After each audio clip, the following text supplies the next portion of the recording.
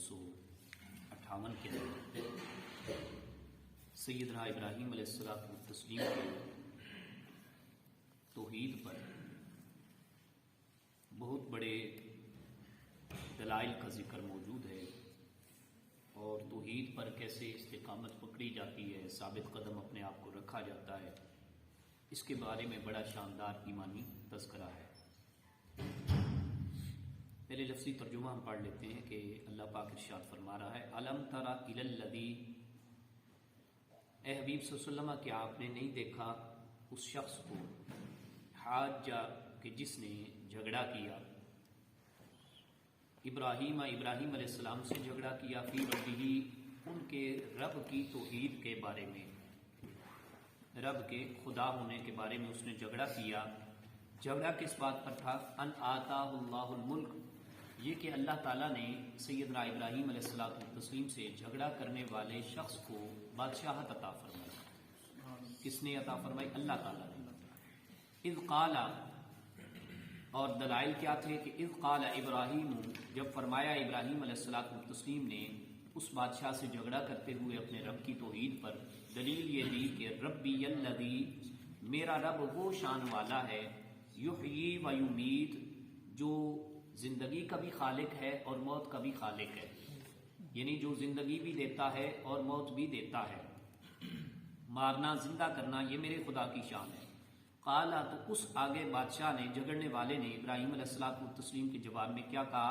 انا احیی و امیت، یہ زندگی اور موت تو میں بھی دے سکتا ہوں۔ لفظی ترجمہ ہے، میں بھی وہ ہوں، احیی جو زندہ کر سکتا ہوں، و امیت اور میں بھی وہ ہوں جو مار سکتا ہوں۔ قال، تو اس کے جواب میں ابراہیم علیہ السلام نے فرمایا، قال ابراہیم، فرمایا، فإن اللہ، اچھا زندگی اور موت پر تو اپنے دلائل پیش کر رہا ہے، یہ بتا کہ فإن اللہ یأتی بالشمس من المشرق، پس بے شک میرا خدا تو وہ ہے جو سورج کو مشرق سے نکالتا ہے، یعنی سورج مشرق سے طلوع کرتا ہے، میرا رب کی یہ شان ہے۔ فأتی بها من المغرب، تو صرف رب تبارک و تعالیٰ کی اس قدرت کا الٹ کر کے دکھا، تو سورج کو آج مغرب سے طلوع کر کے دکھا۔ سورج نکلتا کہاں سے؟ مشرق سے، اور تو کہتا ہے کہ میں بھی خدا ہوں۔ تو میرا تو توحید پر ایمان کامل ہے، میں تو اس رب کی توحید کا یعنی ماننے والا ہوں، دعوت دینے والا ہوں، پیغمبر ہوں، میں تو اسی کی طرف، ذات توحید کی طرف بلاتا ہوں، اور تو جواباً کہتا ہے کہ نہیں بلانا چاہیے، میں رب ہوں تو میرا پرستار بن، پجاری بن۔ تو اتنا کر کے اگر خدا ہے تو پھر تو سورج کو مغرب سے نکال کر کے دکھا۔ فَبُهِتَ الَّذِي كَفَرَ، تو قرآن کہتا ہے کہ ہوش اڑ گئے پھر اس کافر کے۔ یہ بھی کہہ سکتے ہیں تعجب میں مبتلا ہو گیا وہ کافر، اور یہ بھی کہہ سکتے ہیں وہ ہکا بکا رہ گیا کافر، اور یہ بھی کہہ سکتے ہیں وہ لاجواب ہو گیا وہ کافر۔ واللہ، اور اللہ تعالیٰ، لا یہدی القوم الظالمین، نہیں ہدایت عطا فرماتا ظالم قوم کو۔ اب لفظی ترجمے کے علاوہ ہم یہ پیرائے میں اس آیت کو ڈسکس کرتے ہیں کہ الم تر الی الذی حاج، کیا نہیں دیکھا اے حبیب صلی اللہ علیہ وسلم آپ نے اس شخص کو، جھگڑنے والے کو، جس نے ابراہیم علیہ السلام سے ان کے رب کی توحید پر جھگڑا کیا۔ یہ بطور تعجب اللہ تبارک و تعالی نے کلمات ارشاد فرمائے، یعنی حبیب صلی اللہ علیہ وسلم کے دیکھنے سے مراد کیا ہے کہ امت میں آنے والے لوگوں سارے دیکھ لو یہ نظارہ، یہ مناظرہ، یہ مشاہدہ، ساری کائنات دیکھ لے کہ ابراہیم علیہ السلام کتنے پکے پیٹے ہستی تھے، اور اپنے رب تبارک و تعالیٰ کی توحید پر توکل کے ساتھ، حقانیت کے ساتھ، صداقت کے ساتھ، استقامت کے ساتھ کس قدر پختہ راسخ العقیدہ تھے کہ ڈٹ کے انہوں نے اس نمرود کا، یہ جو کون ہے، جو بادشاہ ہے جھگڑنے والا، یہ نمرود ہے، اس سے انہوں نے جھگڑا کیا، یعنی جھگڑا کیا کہ دلائل دیے رب تبارک و تعالیٰ کی توحید پر۔ آج تو ہوتے ہیں نا کہ مناظرہ ہم کرتے ہیں نا مولانا حضرات، تو ایک ہوتا ہے مناظر اور ایک ہوتا ہے مناظرے کے معاون، یعنی پیچھے بھی بیک سائڈ بندے بیٹھے ہوتے ہیں، جو اگر میرے ذہن میں دلیل نہیں رہی یا فوراً ذہن سے مستحضر نہیں رہی، حاضر نہیں رہی، تو انہوں نے مجھے تھوڑا سا لقمہ دے دیا، یاد دلا دیا، حضرت وہ بھی بات کہنی ہے، اس کا اس دلیل کے ذریعے سے رد کرو، نظرہ توڑ کرو۔ تو یہ تو لقمے والے دینے والے بھی ہمارے معاون مناظر ہوتے ہیں، لیکن قربان جائیے کہ ابراہیم علیہ السلام نے تنے تنا وقت کے کافر بادشاہ کا مقابلہ کیا اور ڈٹ گئے، بظاہر تنے تنا تھے، اور غریب الوطنی کی پوزیشن تھی اس وقت، قحط سالی کا دور تھا جب ابراہیم علیہ السلام نے نمرود بادشاہ سے مناظرہ کیا۔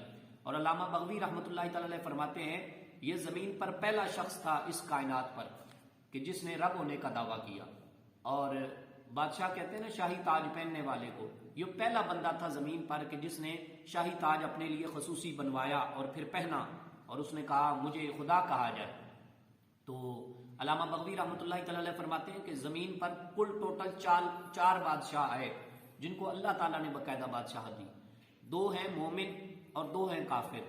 جو مومن ہیں ان میں سے حضرت سیدنا سلیمان علیہ الصلوۃ والتسلیم ہے، اور حضرت سیدنا ذوالقرنین رضی اللہ تعالیٰ عنہ یہ ہیں، اور جو بادشاہ کافر ہوئے ان میں یہ نمرود پہلا بادشاہ تھا اور بخت نصر دوسرا بادشاہ تھا، یعنی باقاعدہ جن کو رب تبارک و تعالیٰ کی طرف سے بادشاہت سونپی گئی۔ وہ جو میں اکثر فرقے آپ کو بیان کرتا ہوں نا کہ آج کل کے فرقوں کی طرح ان کے نام نہیں ہے، وہ فرقہ جبریہ تھا، فرقہ قدریہ تھا، فرقہ معتزلہ تھا، عقائد کے حوالے سے ان کا ایک دوسرے سے پیچ اپ تھا، ایک دوسرے کی مخالفت میں وہ لوگ بلکہ چلتے تھے۔ تو ان میں جو فرقہ معتزلہ تھا نا وہ ایک دلیل دیتا ہے جس کو اس آیت نے پھر قرآن کے الفاظ نے رد کیا۔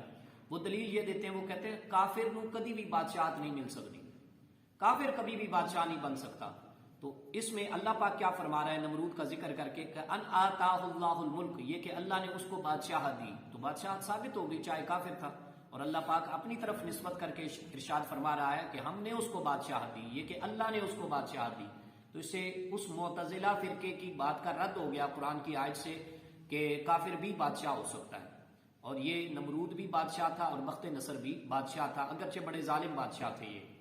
اور پھر انہوں نے جب مناظرہ کیا نا سیدنا ابراہیم علیہ الصلوۃ والتسلیم سے، تو مناظرے کے اندر اس نے دلیل کیا دی کہ میں مارتا ہوں اور میں زندہ کرتا ہوں۔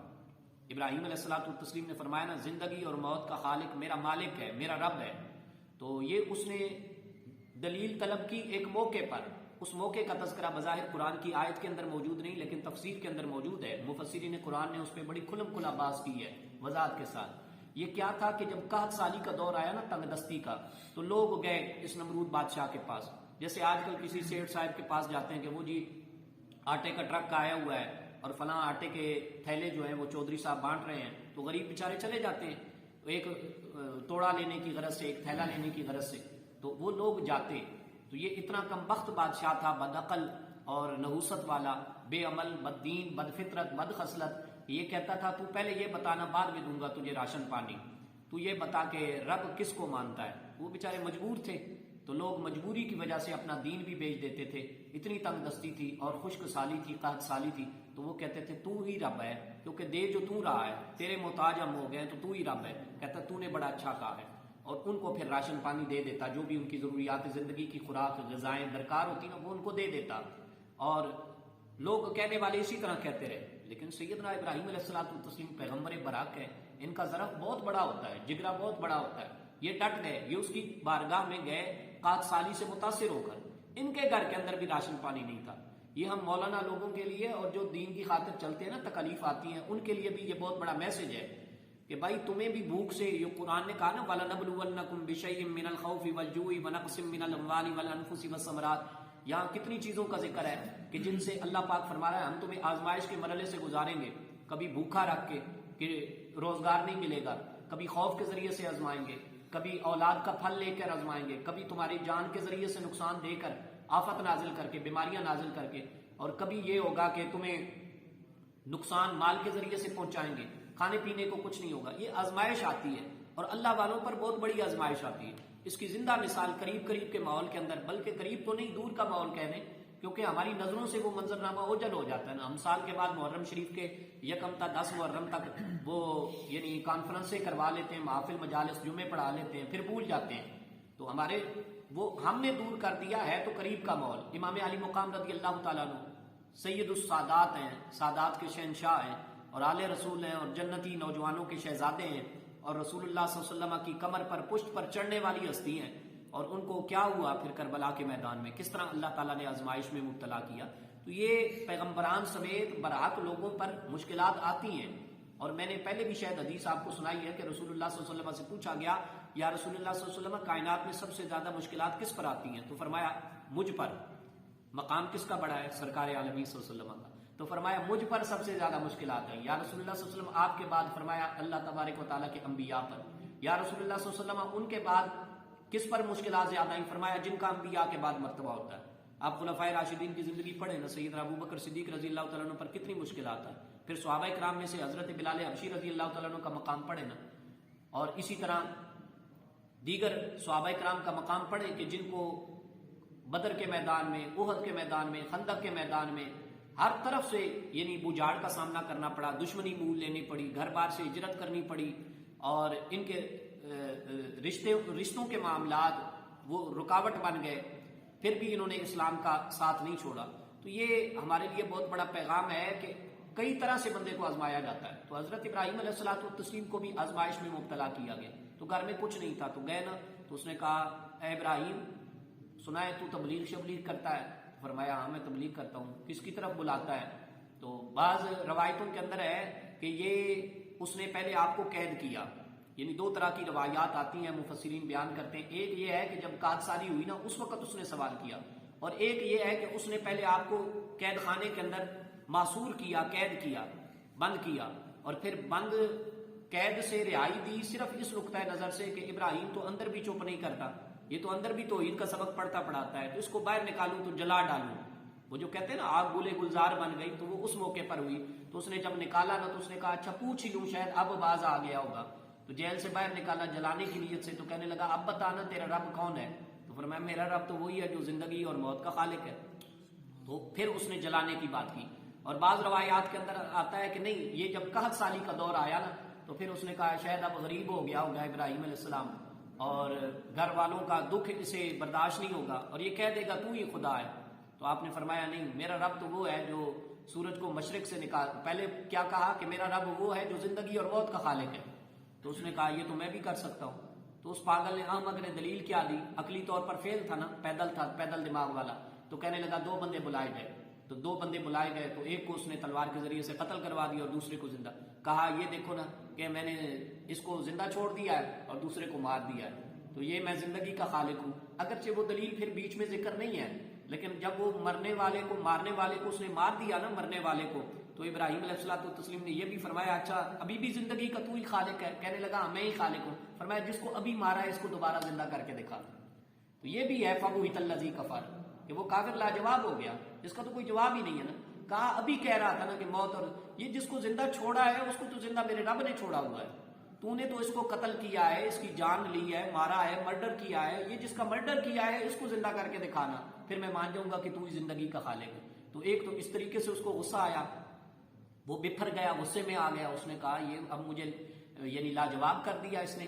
اور پھر جب ابراہیم علیہ الصلوۃ والتسلیم نے ہمیں دکھانے کے لیے، اس وقت کے لوگ جو پیدل دماغ تھے ان کو دکھانے کے لیے کہ عقلی دلیل بھی دے دوں نا، جن لوگوں نے یہ زندگی اور موت کا یہ تماشا نہیں دیکھا، درباری لوگ نہیں تھے، باہر تھے، دور بیٹھے ہوئے تھے، ان کو کہا کہ چلو سورج تو سب کو نظر آتا ہے نا، جہان میں کوئی یورپ میں ہو، کوئی یہاں بیٹھا ہو، کوئی اس وقت تھا، سب کو نظر آتا ہے نا۔ تو ابراہیم علیہ السلام تو تسلیم نے وہ دلیل دی کہ جو سارے جہان کو نظر آئے، سورج سارے جہان کے اندر روشنی بکھیرتا ہے اور سارے جہان کے سامنے مشرق سے طلوع ہوتا ہے۔ تو آپ نے فرمایا یہ بھی میرا رب ہی کرتا ہے، تو اگر خدا ہے نا تو پھر مغرب سے طلوع کر کے دکھا۔ تو اس کا بھی اس کے پاس کوئی جواب نہیں تھا۔ تو بہرحال کہ جب آپ نے یہ دلائل دیے نا تو اس نے کہا جا تیرے واسطے کچھ بھی نہیں۔ آپ نے فرمایا پھر مینوں منظور ہے۔ خالی تھیلا جو کچھ سامان تھا تھوڑا بہت وہ لے کر نا وہ چل دیے۔ تو رستے میں نا ریت کا ٹیلا آیا، ریت کا صحرا آیا، تو اللہ اکبر کبیرہ، میں تو یہ یقین مانے کہ یہ میں اللہ کا قرآن سامنے ہے، میرے میں بیان کرنے کی یہ جسارت نہیں ہے کہ اس وقت ابراہیم خلیل علیہ الصلوۃ والتسلیم کا رب تبارک و تعالیٰ کی ذات پر کتنا بڑا توکل تھا، اور مصائب و آلام کی کون سی کیفیتیں تھیں آپ کے سامنے کہ آپ ادھر دیکھتے گھر والوں کی مشکلات اور بھوکے پیٹ دیکھتے تو آپ کو صبر آ جاتا، اور ادھر پھر رب تبارک و تعالیٰ کی توحید کا معاملہ دیکھتے تو پھر بھی آپ شکر ادا کرتے۔ تو آپ نے کیا کیا، وہ ریت کے نا صحرا میں بیٹھ گئے اور تھیلا کھول کے نا تو ہاتھوں سے لبالب وہ تھیلے کے اندر ریت بھرنے لگے۔ تو کسی نے پوچھا کہ یہ کیوں اے خلیل علیہ السلام، یہ کیوں معاملہ کر رہے ہیں؟ کہتے ہیں گھر والوں کو ذرا دیکھ کے سکون آ جائے گا کہ خلیل بڑا کچھ لے کے آیا ہے نمرود کے دربار سے۔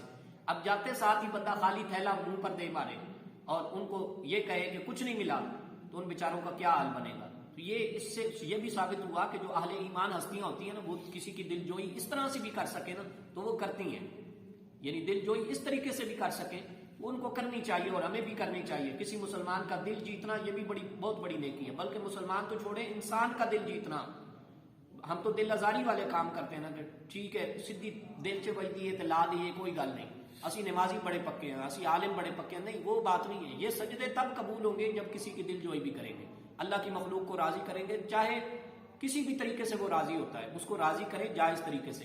تو آپ نے نا لبالب ریت بھر دی تو گھر گئے نا، تو بیگم صاحبہ نے پوچھا زوجہ ابراہیم علیہ السلام تسلیم نے، لے آئے ہو خلیل علیہ السلام؟ ہاں میں لے آیا ہوں۔ تو آپ نے نا وہ اپنا تھیلا اپنا راشن پانی سامان رکھ کے نا آپ یعنی تھیلا رکھا اور سو گئے انتظار میں۔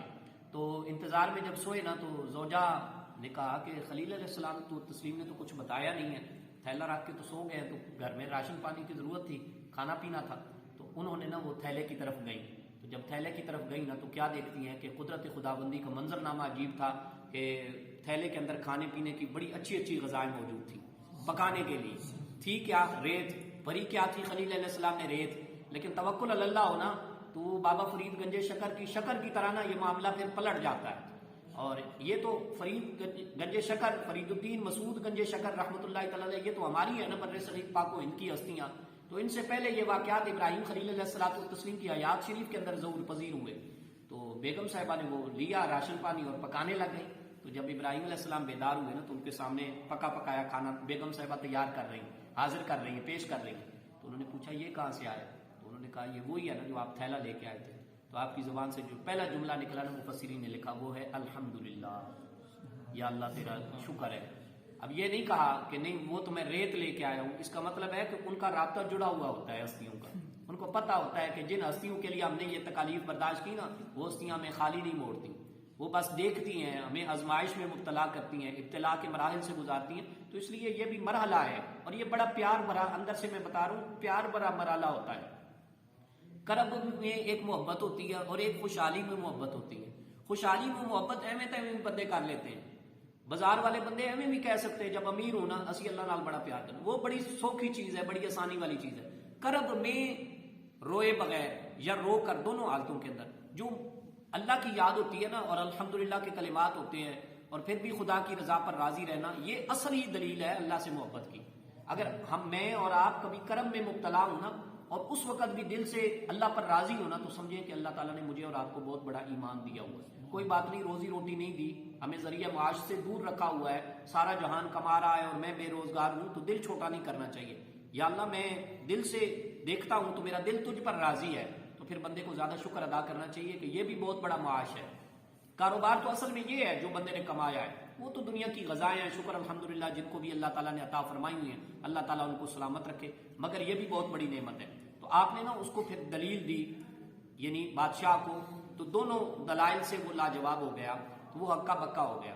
اور پھر وہ ابراہیم علیہ الصلوۃ والتسلیم کا نار نمرود والا واقعہ کہ اس نے وہ جلایا، اور اللہ تبارک و تعالیٰ کے حکم سے اتنا توکل اللہ مضبوط تھا کہ سیدنا جبرائیل امین علیہ الصلوۃ والتسلیم فرشتوں کے سردار خود حاضر ہو رہے ہیں، کوئی حاجت ہے تو کہا میری حاجت تو اسی اللہ تعالیٰ کے حضور ہے۔ تو یہ جو ہم جگہ جگہ پہ اپنی مثلاً پریشانیاں ظاہر کرتے ہیں نا کہ جی اے بھی پریشانی ہے، اے بھی روگ لگ گیا ہے، اے بھی دکھ لگ گیا ہے، اے بھی آج بڑی پریشانی ہے، آج میرے نال اے ماڑا ہوا جے، اے ماڑا ہوا جے، یہ اس سے منع کیا گیا شریعت کے اندر۔ اگرچہ جائز ہے بیان کرنا، گناہ گار بندہ نہیں ہوتا، لیکن جو اللہ والے ہوتے ہیں نا وہ یہ آزمائش کے مرحلے ہر ایک کو نہیں بتایا کرتے۔ ہاں علماء سے آپ بتائیں، ڈسکس کریں، دین کے بارے میں مسئلے کا حل پوچھیں، مگر یہ جو ہوتا ہے نا تھاں تھاں بیان کرنا، جگہ جگہ بیان کرنا، یہ ناشکری کے زمرے میں بھی بعض اوقات چیزیں آ جاتی ہیں، تو ان کو ڈسکس نہیں کیا کرتے۔ تو آپ نے کبھی کسی سے کوئی معاملہ ذکر نہیں فرمایا۔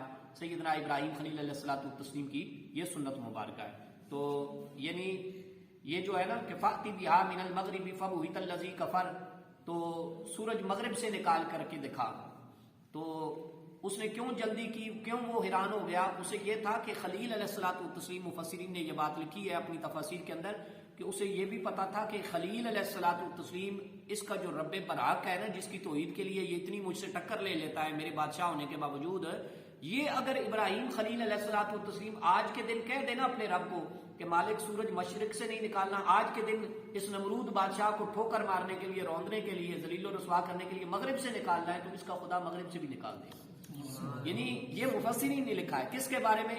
جو مناظرہ کر رہا ہے کہ میں خدا ہوں، اندر سے اسے پتا تھا کہ خلیل علیہ الصلوۃ والتسلیم کا اپنے رب سے ناتا بڑا مضبوط ہے، اور وہ اس بات پر بھی حیران تھا کہ میں نے تو اسے خالی ہاتھ موڑا ہے، تو یہ پھر چل پھر کیسے رہا ہے۔ یہ کہاں سے کھاتا ہے، کہاں سے پیتا ہے، اس کے گھر والے کیسے جی رہے ہیں، اور ساری دنیا جو ہے وہ میری خدائی کو تسلیم کرنے پر آمادہ ہو چکی ہے، مجبوری کی وجہ سے بھی، خوشی کی وجہ سے بھی، رضامندی سے اور نیم دلی سے. لیکن ابراہیم خلیل علیہ الصلوۃ والتسلیم کا گھرانہ ایسا ہے کہ نہ وہ مجھے خدا کہتا ہے اور نہ یہ مجھے خدا کہتے ہیں. اور صرف یہ بھی نہیں کہ انکار کیا، آگے پھر لوگوں کو بھی بلایا کہ نہیں، یہ نہیں ہے دماغ پھرا، یہ خدا نہیں ہے، خدا اصل وہ ہے جس کی یہ شانیں ہیں. تو یہ ابراہیم علیہ الصلوۃ والتسلیم کے مناظرے بڑے بڑی جگہ پہ ذکر ہے. پارہ نمبر 7 کے اندر بڑی لمبی چوڑی بحث ہے، لیکن چونکہ ہمارا وہ موضوع نہیں ہے، اگرچہ عنوان وہی ہے، موضوع وہی ہے، لیکن وہ چونکہ آیات پھر آئیں گی اپنے مقام پر تو انشاءاللہ وہ پڑھیں گے. تو واللہ لا یہدی القوم الظالمین، اللہ تعالیٰ نہیں ہدایت عطا فرماتا ظالم قوم کو. یعنی مقصد کیا کہ اگر ابراہیم علیہ الصلوۃ والتسلیم بڑے سے بڑا معجزہ بھی دکھا دیں، حتیٰ کہ خدا اگر مغرب سے بھی اس وقت سورج نکال دیتا، تو یہ آیت کا آخر جو ہے نا یہ اشارہ کر رہا ہے کہ اس دماغ پھرے نے، ظالم بندے نے پھر بھی ہدایت نہیں پکڑنی تھی. واللہ لا یہدی القوم الظالمین، اللہ ظالم قوم کو ہدایت نہیں دیتا. اس کا تو یہ انجام ہوا، تو جو بخت نصر تھا نا بادشاہ، اس کا مچھر کی وجہ سے اللہ تعالیٰ نے اس کو ہلاک کیا. ناک میں مچھر گھسا اور وہ پھر اس رستے سے پہنچتا پہنچتا، اور بعض نے کہا آنکھ میں مچھر گیا اور اس رستے سے پہنچتا پہنچتا ہوا دماغ تک چڑھ گیا، عقل تک چڑھ گیا، اور اللہ تعالیٰ نے اس اتنے بڑے بادشاہ کو، ظالم جابر بادشاہ کو مچھر کے ذریعے سے مارا. اسی طرح اگلا واقعہ ہے او کالذی مر علی قریۃ وہی خاویۃ علی عروشہا.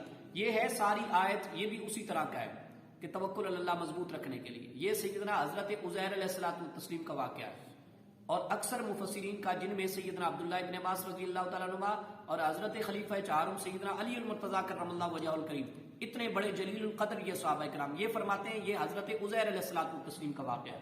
کچھ مفسرین کی آراء یہ بھی ہے، وہ کہتے ہیں یہ حضرت خضر علیہ الصلوۃ والتسلیم کا واقعہ ہے. تو بہرحال یہ بیت المقدس کے قریب بستی تھی، تو آپ وہاں سے گزرے نا تو گدھا آپ کی سواری تھی، گدھا آپ کی سواری تھی، اور آپ کے پاس کچھ خرد و نوش کی، کھانے پینے کی چیزیں تھی. تو آپ نے دیکھا نا تو چھت پہلے گرے ہوئے تھے بستی کے، اور پھر دیواریں بھی کچھ چھتوں کے اوپر گری ہوئی ہیں، کچھ بالکل ویسے خستہ حالی کی پوزیشن میں تھے. تو آپ نے یعنی جب ان کو دیکھا نا تو آپ کی زبان سے لامحالہ طور پہ یہ جملہ نکلا جو قرآن کا حصہ ہے کہ جب بستی کو دیکھا، انا یحیی ھذہ اللہ بعد موتہا، یعنی اللہ تبارک و تعالیٰ ان کو کیسے اتنی بڑی بستی کو پھر کیسے کھڑا کرے گا. یہ اس وجہ سے نہیں تھا کہ معاذ اللہ ثم معاذ اللہ یہ بے ایمان تھے یا اللہ کی ذات پر بھروسہ نہیں تھا، یعنی یہ تھا کہ یقین کامل جو ہوتا ہے نا، صدق یقین کامل، وہ اپنا بنانا چاہتے تھے، پکڑنا چاہتے تھے. تعجب کے طور پر بندہ کہہ دیتا ہے نا، ہم بھی کہہ دیتے ہیں بعض اوقات کسی کو بہت زیادہ بیمار دیکھیں نا، قریب المرگ دیکھیں، پتہ نہیں اللہ تعالیٰ انہوں کس طرح صحت یاب فرمائے گا، انہوں کدو شفا ملے گی. تو یہ جملہ کہنا کوئی بے ایمانی کی نشانی تو نہیں ہے نا. تو یہ اللہ کے پیاروں نے اس طرح کا جملہ کہا نا، تو اللہ تبارک و تعالیٰ نے ان کو موت دے دی، ان کو موت دے دی. اور موت دے دی تو گدھا ساتھ تھا، جس حالت میں موت دی تو گدھا ساتھ بندھا ہوا تھا، اور ان کے پاس انجیر تھی، انجیر کھانے کے لیے، اور انگور کا جو تھا نا وہ جوس تھا، پانی تھا انگور کا، یہ ان کی غذا تھی ان کے پاس. تو 100 سال تک اللہ تعالیٰ نے ان کو مردہ حالت میں رکھا، یعنی یہ وصال فرما گئے، دنیا سے پردہ کر گئے، لیکن رہے دنیا میں. دنیا سے پردے کا مطلب یہ ہے کہ وفات کی حالت، کنڈیشن وہ طاری ہوئی، رہے اسی جگہ پر. تو جب دوبارہ، یہ اللہ تعالیٰ کی قدرت ہے کہ جو آنے والوں کو 100 سال تک بھی نہیں خبر ہوئی، اور وہ بے آباد جگہ اس کو کسی نے آباد نہیں کیا. تو تفسیر کے اندر آتا ہے کہ جب 70 سال گزرے نا تو بیت المقدس کے ایک بادشاہ کو اللہ تبارک و تعالیٰ نے حکم دیا، 70 سال ان کو گزر چکے تھے، تو اس علاقے کو زندہ کرو، یعنی بستی کو کھڑا کرو، اس کی تعمیراتی کام میں دلچسپی لو.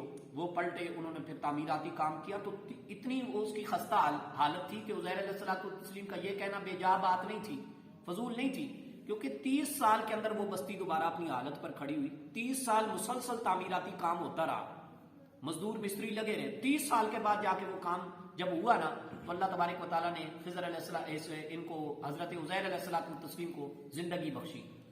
جب زندگی بخشی نا تو مفسرین کی رائے یہ ہے کہ سورج غروب ہونے سے پہلے پہلے یہ اس حالت میں انہوں نے وفات پائی تھی. تو جب دوبارہ ہوئے نا تو سورج غروب ہونے کے قریب تھا یا غروب ہو چکا تھا. تو ان سے نا اللہ تبارک و تعالیٰ نے سوال کیا، یعنی اللہ کے سوال کا مطلب یہ ہے کہ فرشتے نے سوال کیا، اے عزیر علیہ الصلوۃ والتسلیم کہاں رہے ہو؟ لگتا تو ہے وفات کی حالت میں، چونکہ آنکھوں سے وہ جل رہا ہے سارا منظرنامہ. انہوں نے کہا کتنی دیر؟ قرآن بیان کرتا ہے کہ قال کم لبستا، کتنی دیر رہے ہو میت کی حالت میں، مردہ حالت میں؟ تو انہوں نے کہا قال لبست یوما او بعد یوم، میں ایک دن یا دن کا کچھ حصہ وفات کی حالت میں رہا ہوں۔ سورج کی طرف اصل دیکھا نا، انہوں نے کہا سورج ابھی کھڑا ہے یا ڈوبنے والا ہے یا ڈوبنے کے قریب، میں اس وقت یہاں پہ پہنچا تھا، تو انہوں نے اس سے اندازہ آئیڈیا لگایا، تو انہوں نے کہا دن کا کچھ حصہ یا ایک دن لگا لو، یعنی شاید اگلے دن کا سورج یہ آ گیا ہو، بس اتنا ہی ہے۔ تو اللہ پاک نے فرمایا نہیں، قال بل لبست 100 عام، 100 سال تک تجھے اس حالت میں رکھا ہے۔ تو 100 سال کے بعد کیا ہوا؟ فانظر الی طعامک، اللہ نے فرمایا اپنے کھانے کی طرف دیکھنا۔ تو کھانے کی طرف دیکھا نا، تو مفسرین نے لکھا ہے کہ انجیر اس طرح تھی 100 سال کے بعد بھی، اللہ کی قدرت دیکھے، جس طرح تازہ درخت سے اتاری ہوئی ہے، اور انگوروں کا پانی، جوس، وہ شربت اس طرح تھا جس طرح ابھی ابھی نچوڑا گیا ہے، ابھی نچوڑا ہے، اور ابھی عزیر علیہ الصلوۃ والتسلیم نے برتن۔ اور گدھا اس طرح تھا کہ وہ جو رسی آپ نے ڈالی ہوئی تھی نا، وہ رسی بالکل اسی طرح نہیں تھی، اور گدھا اسی طرح کھڑا تھا، بالکل تر و تازہ اسی طرح کھڑا تھا اپنی حالت کے اندر۔ اور یہاں پر مفسرین اکرام کچھ فرماتے ہیں کہ وہ گدھا بھی وفات پا گیا تھا، اور گدھے کی جو ہڈیاں ہیں نا، وہ چرند پرند لے گئے تھے، مخلوقات لے گئی تھی۔ تو اللہ تبارک و تعالیٰ نے پھر حکم فرمایا ان مخلوقات کو، یہ آگے ذکر ہے کہ وانظر الی العظام کیف ننشزها، ہم نے کہا ان ہڈیوں کی طرف دیکھو، کیف ننشزها، ہم کیسے ان کو اکٹھا کرتے ہیں۔ وہ اللہ کا حکم ہوا نا، تو وہ سارے چرند پرند، وہ ہڈیاں بوسیدہ جو گلی سڑی ہو چکی تھی 100 سال میں، وہ بھی لے آئے اکٹھا کر کے۔ اللہ تعالیٰ نے پھر اس ہڈیوں کے پنجر کو پھر گدھے کی شکل دے دی۔ اور بعض فرماتے ہیں کہ جب حضرت عزیر علیہ الصلوۃ والتسلیم کو اللہ پاک نے زندگی دی نا، تو سب سے پہلے آپ کی آنکھ مبارکہ کو اللہ تعالیٰ نے زندگی دی، پھر اس کے بعد سر مبارکہ کو آپ نے اللہ تبارک و تعالیٰ نے زندہ کیا۔ اور کوئی یہ کہے نا کہ یعنی یہ ہڈیوں کا ذکر ہے تو اس سے مراد اس کی نسبت عزیر علیہ الصلوۃ والتسلیم کی طرف ہے، تو چونکہ بہت سے یہاں پہ مفسرین قرآن نے کہا ہے کہ عزیر علیہ الصلوۃ والتسلیم اللہ کے پیغمبر تھے، کچھ نے کہا یہ اللہ کے پیغمبر نہیں تھے، یہ بڑے ولی اللہ تھے، بہرحال یہ اختلافی بات ہے۔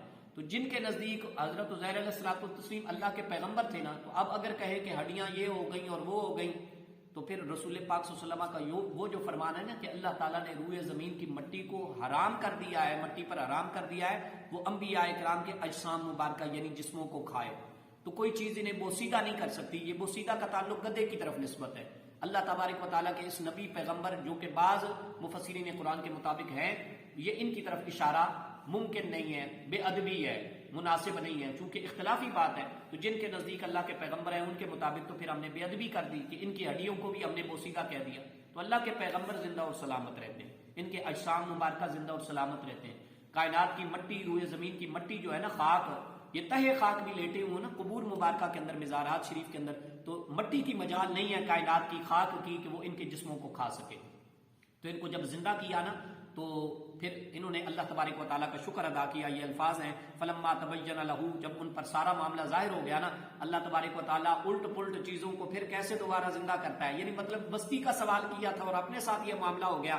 قال اعلم، تو عرض کرنے لگے میں اب خوب جان گیا ہوں، یہ نہیں کہا کہ میں جان گیا ہوں، میں خوب جان گیا ہوں، اس کا مطلب ہے جانتا تو پہلے بھی تھا، ایماندار تھا الحمدللہ، لیکن اب زیادہ یقین کامل اپنے ساتھ بیتی ہے تو دیکھ لیا ہے سارا کچھ اپنی آنکھوں سے، تو کہنے لگے ان اللہ علی کل شیء قدیر، اللہ تعالیٰ ہر چاہت پر قدرت رکھنے والا ہے۔ مفسرین نے یہ بھی لکھی ہے، یہ واقعہ بڑا تفصیلی ہے، میں اگر آدھا گھنٹہ اور بیان کرتا رہوں نا تو یہ واقعہ ختم نہیں ہو سکتا۔ مختصر سا ایک کہ ایمان مضبوط کرنے کے لیے کہ جب یہ واپس پلٹے نا تو پھر اپنے آبائی گھر کی طرف تشریف لے گئے، تو اس کا بھی منظرنامہ اور تھا۔ آج پتہ ہے کہ 1-2.5 بعد بندہ 10 سال بعد جائے تو گھر کا نظام، یہ زندگی بدلا ہوا ہوتا ہے۔ 100 سال کے بعد گئے نا تو وہاں پہ کوئی بھی نہیں تھا۔ ایک لونڈی تھی جو اس وقت جب آپ آئے تھے نا تو وہ 20 سال کی تھی، تو 100 سال کے بعد آپ واپس ریورس ہوئے اپنے گھر کی طرف پلٹے تو وہ 120 سال کی تھی، وہ اب مائی بن چکی تھی جو جوانی کی حالت میں تھی۔ تو آپ نے کہا، چونکہ آپ نے ان کو نہیں پہچانا، انہوں نے آپ کو نہیں پہچانا، تو آپ نے کہا کہ مائی صاحبہ اے عزیر تک آ رہے؟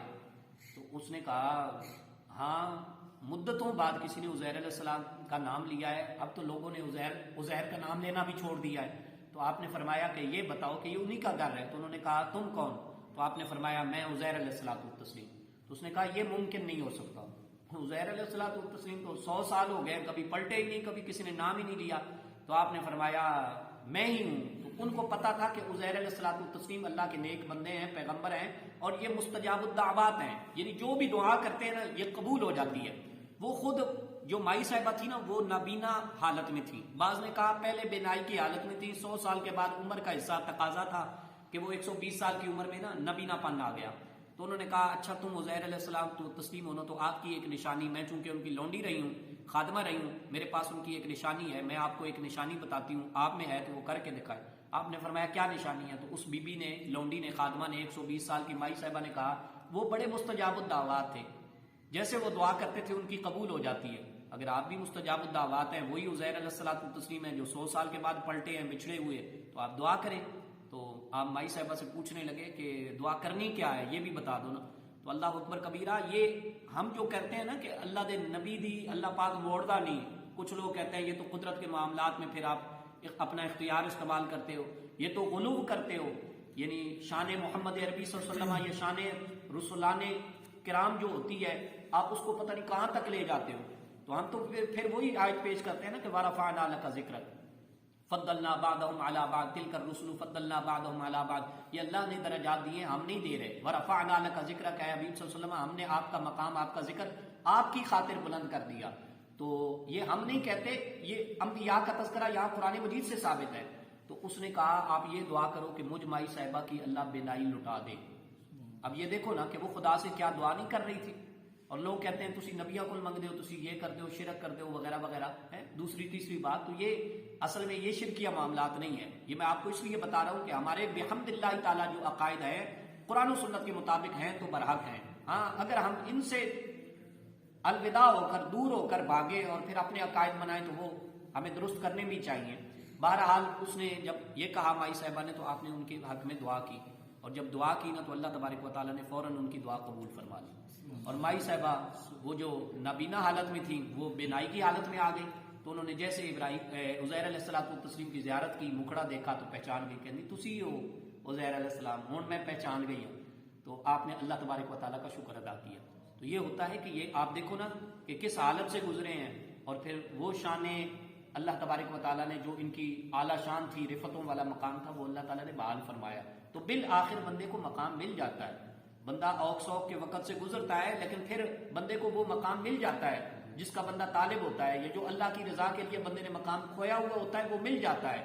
کوئی چیز بندے کی گراوٹ کا شکار نہیں ہوتی.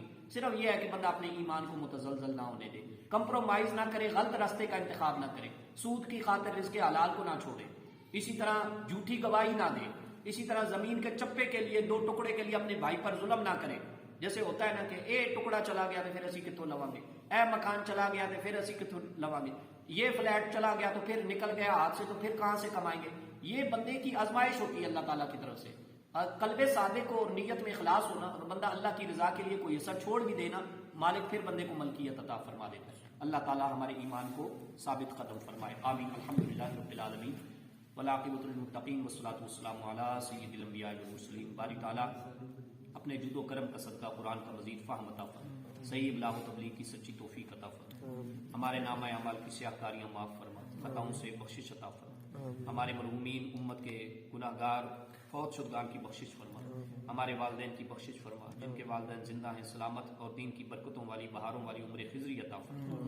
بار بار رسول اللہ صلی اللہ علیہ وسلم کے روضہ اطہر شریف اور اپنے گھر حرم کعبہ کی بیت اللہ شریف کی مقبول مؤدب حاضریاں نصیب فرما, حلال رزق کے اندر برکت عطا فرما, جو آئے ہیں جو سنا رہے ہیں خالی جھولیاں اپنی رحمتوں کے خزانوں سے مالا مال فرما, جملہ مشکلات آسان فرما, امت کو دین کا درد عطا فرما, دین پر استقامت عطا فرما, اپنی ذات پر ہمارا یقین کامل اور مضبوط فرما, دین کی نسبتوں کا حیا پاس ادب برقرار رکھنے کی توفیق عطا فرما, دین کی خاطر صحیح مشکلات سہنے کی اور صبر و استقامت کا جذبہ اپنانے کی توفیق عطا فرما. الہی حلال کمانے کھانے کھلانے والوں کو برکتیں عطا فرما, جن کے لیے دور دور تک روزی کا رزق حلال کا کوئی سبب نہیں. صدقہ عظمت قرآن سیدنا صدقہ سیدنا ابراہیم علیہ الصلوۃ والتسلیم کے ذکر کے, سیدنا عزیر علیہ الصلوۃ والتسلیم کے ذکر کے, یا الہی انہیں رزق حلال کی برکات اور اسباب عطا فرما, جو بیمار ہیں انہیں شفا یابی عطا فرما, ہر طرح کی خیر و برکت عطا فرما, حادثات آفات بلیات سے اور نفسا نفسی کی کیفیات سے حفاظت عطا فرما. وصلی اللہ تعالی علی حبیبہ محمد وعلی آلہ وصحبہ اجمعین برحمتک.